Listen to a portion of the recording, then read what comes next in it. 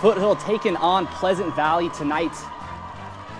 And the Vikings waste no time striking in this one. Less than a minute into the game, Ian Guanzon takes a shot down the field, and it connects. A nice grab by the junior Bryson Snelling to make this a 7-0 game. Foothill looking to respond now. A quick pass to Royce Knock, but the ball slips out. PV wastes no time hopping on this one to get the ball back in the hands of the offense. And they will take it from there. Somewhere in this pile of bodies is a Viking pushing it across the goal line, making this a 14-0 game. Liam Elo of Foothill looking to take matters into his own hands. He'll keep this one for himself and somehow manage to stay on his feet, absolutely bulldozing through this Vikings defense. What a run by the junior. The Cougars trailing now by just a touchdown, but that will not last long. Ian Guanzon of Foothill floating this one over the D right into the breadbasket of his receiver. And hey, these Vikings are doing it on both sides of the football tonight. Liam Elo hucking a prayer here, but it is picked off by the defense. PV was absolutely rolling tonight. They'd win this one 48. Game of the week. First up, Pleasant Valley hosting Chico in the Almond Bowl. In front of a sold-out crowd of about 6,000, both teams fired up for this game, and Pleasant Valley got going early. Marching down the field, that set up this Brendan Nash touchdown. He takes it 2 yards to the house. A missed extra point, though, so a 6-0 lead for PV. Chico tries to answer, but PV's defense was tough.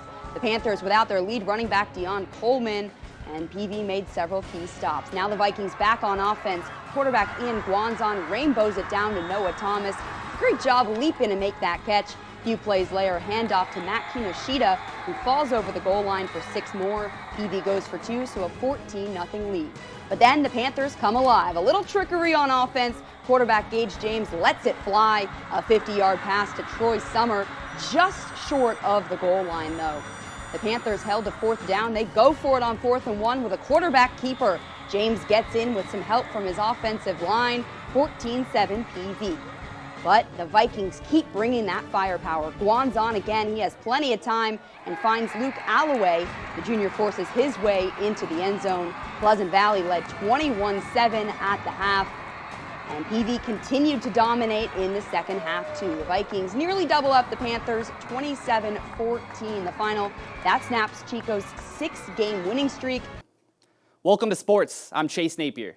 Tonight, the Butte College men's basketball team faced off against Mendocino College.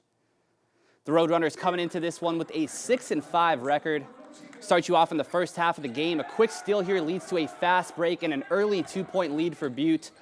But Mendocino wastes little time responding. LaShawn Hollums Jr. splashes in the 3 from the top of the arc to get his team within 1 point. And they'll keep it going.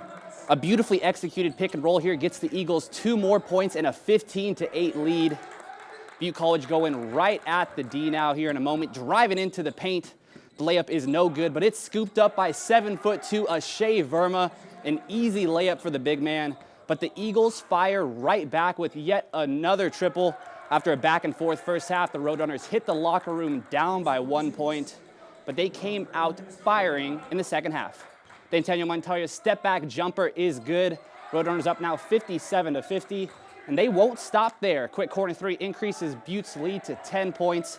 The Roadrunners are doing it on both ends of the floor tonight. Mendocino driving into the rack, but it is blocked by the defense. Trey Wilburn coming up with the stop. Wilburn says, hey, I can do it on offense too. Butte up now 74-63, and the Roadrunners are running away with this one now. Butte looking for the hot hand, and they'll find him. Trey Wilburn splashes in another 3. The bench is loving it tonight.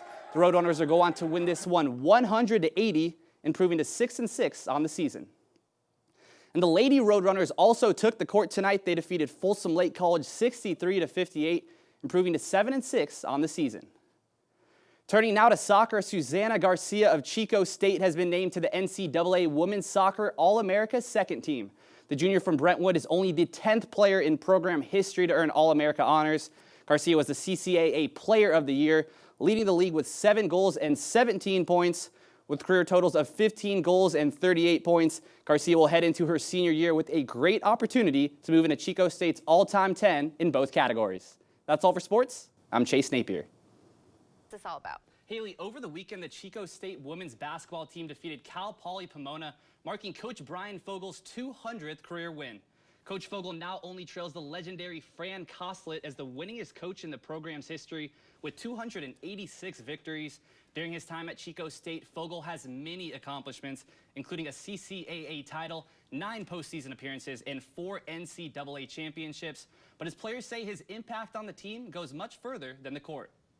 He's one of the best coaches I've ever had, to be honest. I feel like I can talk to him about anything, not just basketball related, outside of basketball, on the court. Yeah, he's very open and very easy to talk to. As far as the accomplishment, I'm very proud of that. I think the most important thing for me, the way I look at it, is that I've surrounded myself with really good people. Starts with the players. Players win games. The other thing that I'm proud of is the fact that I've hired some really good assistant coaches. Coach Fogel will look for win 201 this Saturday as the Wildcats host Sonoma State. Nicolina Holland of PV High will spend the next 4 years playing softball at Simpson University. Nicolina played in all 18 games for the Vikings last year with an impressive batting average of 298. You can see her alongside her proud parents today signing her letter of intent for a university she says she's excited to play for.